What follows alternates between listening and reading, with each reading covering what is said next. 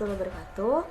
Perkenalkan, nama saya Azifa Nadira, NIM 1119060.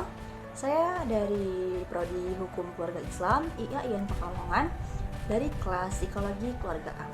Di sini saya akan memaparkan mengenai potret keluarga atas dasar wawancara saya terhadap sebuah keluarga. Video ini dibuat untuk memenuhi tugas psikolog keluarga. Oke, langsung saja kepada identitas. Yang pertama adalah identitas dari kepala keluarga. Ayah bernama Pak Marsidi, umurnya itu berusia 47 tahun, suku bangsanya Jawa, agamanya Islam. Pendidikan dari Pak Marsidi ini adalah SLTP. Pekerjaan saat ini beliau sebagai perangkat desa. Alamatnya adalah di Dukuh Kulu Timur, RT 1 RW 5, Desa Kulu, Kecamatan Karanganyar, Kabupaten Pekalongan. Nah, selanjutnya adalah identitas ibu. Nama ibu adalah Rahayu Slamet. Beliau berusia 38 tahun, suku bangsanya Jawa, agamanya Islam. Pekerjaan Bu Rahayu ini sehari-hari cuma di rumah sebagai ibu rumah tangga, dan pendidikan terakhir adalah SD.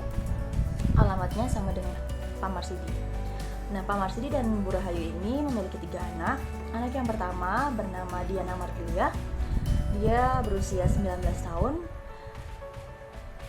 suku bangsanya Jawa, agamanya Islam, dan pendidikannya terakhir adalah SMA. Sekarang sudah melanjutkan pendidikan di perguruan tinggi sama di IAIN Pekalongan juga, dan alamatnya sama dengan Pak Marsidi.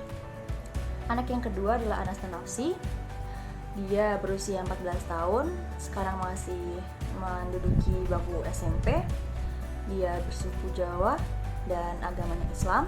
Alamatnya sama seperti Pak Marsidi. Anak yang terakhir, anak yang ketiga, namanya Akila Najwa Rosyada. Dia sekarang berusia 6 tahun, sekarang masih menduduki bangku TK. Insya Allah tahun ini masuk 1 SD. Dan dia bersuku Jawa, agamanya Islam. Alamatnya sama dengan Pak Marsidi. Oke, kita masuk ke yang kedua, yaitu deskripsi. Di sini saya akan mendeskripsikan sedikit mengenai keluarga Pak Marsidi.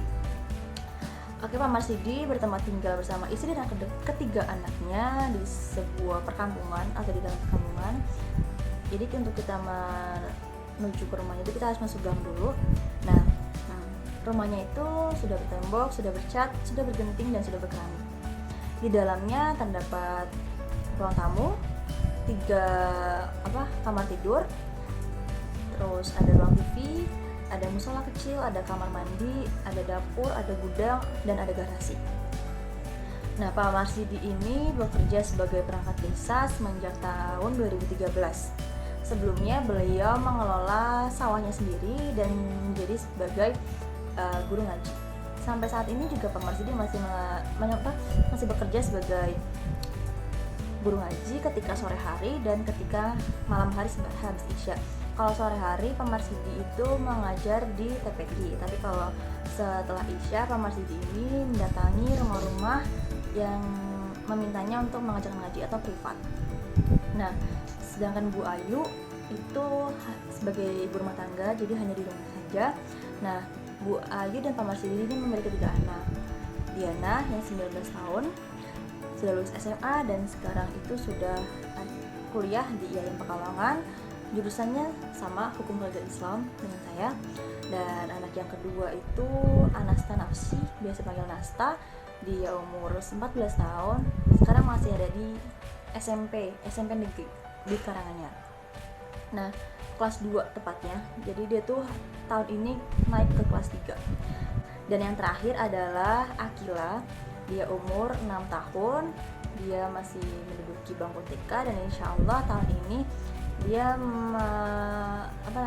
naik ke bangku sekolah dasar. Oke, selanjutnya adalah pelaksanaan wawancara. Saya melaksanakan wawancara ini pada tanggal 27 Mei, hari Kamis kemarin. Sekalian saya bersilaturahmi halal bihalal ke rumahnya, dan tempatnya ada di rumahnya, tepat di rumahnya Pak Marsidi tersebut. Oke, kita masuk ke dalam perspektif orang tua. Nah, Kalau dalam perspektif orang tua, Pak Marsudi dan Bu Rahayu ini sangat kompak dalam mendidik anak.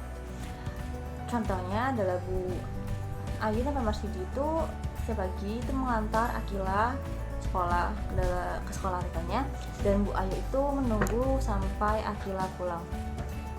Nah, Bu Ayu dan Pak Marsudi juga tidak lupa untuk mengecek selalu pekerjaannya Akila. Di rumah selalu dibimbing dan didampingi dalam belajar, terutama untuk Akila ya, karena Akila itu masih kecil dan pasti masih banyak hal-hal yang dia ingin ketahui. Nah, pasti harus butuh pendampingan yang lebih daripada kedua kakaknya itu. Kalau untuk Nasta dan Diana itu lebih sering belajar sendiri di kamar. Nanti kalau misalnya ada kesulitan, baru mereka minta bantuan kepada Pak Marsudi dan Bu Rahayu. Nah, Bu Ayu juga selalu mengingatkan kepada anak-anaknya untuk selalu belajar, dan Pak Marsudi selalu mengingatkan untuk jangan lupa tetap mengaji dan sholat tepat waktu. Menurut mereka berdua, Pak Marsudi dan Bu Ayu itu, pendampingan dalam belajar itu sangat penting karena mungkin ada beberapa info yang bisa salah tangkap dalam memori anak-anaknya. Nah, Bu Ayu kan mendampingi Akila. Nah, apabila Bu Ayu itu mengalami kesulitan untuk mengajari dalam pelajarannya Akila, maka Nasta dan Diana pasti akan membantu. Contoh kecilnya seperti mereka itu mewarnai bersama, membantu menggambar, terus hitung-hitungan juga mereka selalu membantu. Kalau dalam mendidik anak, Pak Marsudi dan Bu Rahayu memiliki aturan. Contoh kecilnya, anak-anak itu apabila mereka terlalu lama bermain gawai, maka mereka akan menyita gawainya. Nah, mereka juga akan memberikan hadiah ataupun rewards apabila anak-anaknya itu melakukan hal-hal yang baik ataupun berprestasi dalam sekolah. Contoh kecilnya, kalau Pak Marsudi selalu menjanjikan kepada Nasta apabila dia disuruh menyapu lantai, maka dia akan dibelikan semangkuk bakso. Kalau Bu Rahayu sendiri selalu menjanjikan kalau misalnya mereka berprestasi atau melakukan hal yang baik, akan dimasakkan dengan masakan yang enak. Nah, kalau dalam penegakan kedisiplinan pada anak sendiri, Pak Marsudi dan Bu Ayu mengingatkan pada anak untuk sholat tepat waktu, bermain tidak lupa waktu. Jadi bermain itu ada waktunya. Jadi misal Diana akan bermain dan dia itu pasti akan diingatkan sama ibunya dan bapaknya untuk pulang jam segini ya, jam malam-malam. Nah itu sholat tepat waktu. Terus serta memberikan hukum-hukuman kecil. Nah, dengan ada hukum-hukuman kecil ini diharapkan Pak Marsudi sama Bu Rahayu itu nanti anak-anaknya jadi dia tuh disiplin dan oh ya nggak boleh kayak gini, nggak boleh, nanti ada hukumannya. Nah, dalam pergaulan antar teman-temannya itu juga Pak Marsudi dan Bu Rahayu itu cukup membatasi. Jadi kalau misalnya Bu Rahayu dan Pak Marsudi melihat ada temannya yang menurut mereka toksik ataupun tidak baik untuk anaknya, nah anaknya itu kayak udahlah jangan sama dia, mungkin cari teman yang baik lagi. Oke. Selanjutnya adalah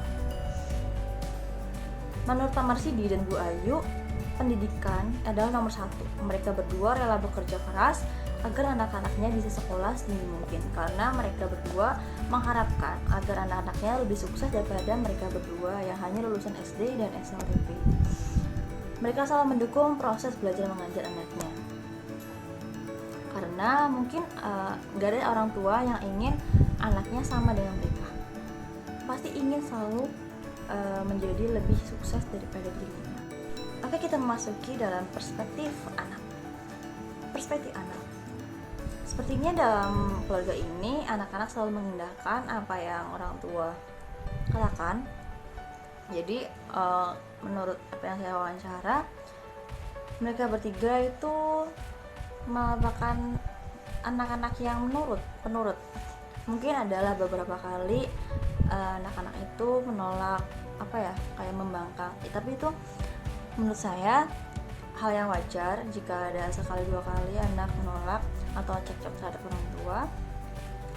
Nah, kalau saya wawancara kemarin, anak yang pertama, Diana, itu lebih dekat dengan ayahnya, Pak Marsidi. Kalau saya tanya kenapa, jawabnya adalah karena setiap apa yang Diana minta itu selalu dituruti oleh ayahnya itu. Tapi kalau sama ibunya jarang sekali dituruti. Anak yang kedua, si Nasta, itu lebih dekat dengan ibunya karena menurut Nasta tempat curhat paling pas itu adalah ibunya. Jadi dia sangat dekat dengan ibunya. Kalau anak yang terakhir si Akila itu belum bisa menentukan dia lebih dekat ke ibu atau bapak karena dia itu masih kadang ke ibu kadang ke bapak karena masih kecil juga sih. Nah, ketika saya tanya juga kalau Diana itu lebih dekat sama siapa, Diana itu lebih dekat sama Nasta karena mungkin usia lebih dekat sama Nasta, dan Nasta udah menginjak bangku SMP mau kelas 3, jadi mungkin curhat-curhatan antar perempuannya itu masuk daripada Diana curhat ke Akila yang masih umur 6 tahun. Nah, kalau Nasta sendiri juga lebih dekat sama Diana karena ya gitu, karena mereka saling curhat, sering ngobrol bareng, sering tukar-tukar pakaian terutama. Kalau Akila sendiri itu lebih dekat sama Nasta karena Nasta yang paling sering mau diajak main sama Akila gitu. Oh ya, pernah sekali anak Pak Marsidi dan Bu Rahayu ini melanggar aturan, terutama Diana dan Nasta. Lebih sering sih Diana. Jadi mereka menggunakan gawai tidak ingat waktu, dan Pak Marsidi dan Bu Rahayu langsung menghukum mereka berdua. Namun reaksi dari Diana dan Nasta itu berbeda-beda. Kalau misalnya si Diana itu setelah disita gawainya, dia akan menangis dan mengurung diri di dalam kamar, tidak mau makan dan tidak mau berinteraksi dengan orang luar. Jadi dia diam aja di kamar, menahan diri dan meresapi kesedihannya sendiri. Nah, kalau misalnya Nasta, dia berbeda dengan kakaknya. Dia nangis, cuman dia masih mau berinteraksi dengan orang lain dan masih mau makan. Kalau Diana sama sekali tidak mau makan. Jadi benar-benar kesel sama dirinya, kesel sama orang tuanya kenapa harus diambil gawainya. Tapi nanti akhirnya juga orang tuanya akan mengembalikan gawainya ketika mereka sudah sadar atas kesalahannya. Oke, kita masuk ke sesi observasi. Kalau di observasi, menurut saya keluarga Pak Marsidi ini sangat antusias dan cukup terbuka ketika saya wawancara. Kebetulan saya wawancara keluarga beliau pada saat hari raya, jadi masih ada hawa-hawa lebaran, jadi saya sekalian bersilaturahmi. Mereka cukup hangat menyambut saya dipersilakan duduk di sofa yang cukup nyaman dan dihadapkan dengan meja yang banyak sekali cemilannya. Dan saya dipersilakan minum sembari menunggu Bu Rahayu berganti pakaian. Keluarga ini begitu hangat dan humoris, jadi setiap pertanyaan yang saya lontarkan pasti ada candaan-candaan yang diberikan dari keluarga itu. Mungkin karena saya teman dari Diana dan saya sering berkunjung ke rumahnya, jadi mereka tidak ada canggung, tidak ada gugup, dan rileks, semuanya nyaman. Jadi tidak ada yang kayak malu-malu gitu, jawab enggak. Oke, dan keluarga ini cukup harmonis dilihat dari cara komunikasinya. Mungkin karena mereka sering bertemu dan kegiatan di rumah itu gimana ya, mungkin karena ayahnya bekerja sebagai perangkat desa, bekerja sampai jam 2 dan sepulang dari kerja langsung ke rumah, dan banyak melonggarkan waktu dengan keluarga, terutama ibunya juga. Walaupun ibu juga sering ikut kegiatan arisan, PKK, tapi itu tidak mengurangi waktu untuk keluarga. Jadi mereka itu sangat menghargai waktu dengan keluarga. Begitu pula pada saat-saat ini pandemi, kegiatan di rumah aja itu sangat mendukung mereka. Jadi mereka tuh sangat senang di rumah aja. Jadi banyak waktu yang digunakan untuk mereka, seperti nonton TV bareng ataupun jadi mereka sering berkumpul di ruang tamu Nah, di ruang tamu itu mereka wifi-an bareng, jadi seru aja, banyak candaan, banyak sekali apa yang dibicarakan mereka. Nah, menurut Pak Marsidi dan Bu Rahayu, komunikasi dalam keluarga itu sangat penting. Mereka selalu menjaga komunikasi antar anak dan antar suami istri. Keharmonisan dalam keluarga ini juga cukup terlihat ketika sehabis maghrib, terlebih lagi pada malam Jumat. Pada malam Jumat itu pernah sesekali saya berkunjung di rumahnya pada saat hari Kamis. Berarti pada saat itu saya bermain di Diana sampai Isya. Nah, sehabis maghrib itu ada kegiatan kayak mengaji bareng, tadarusan, baca yasin bareng gitu. Jadi seru, dalam keluarga itu terlihat sangat harmonis.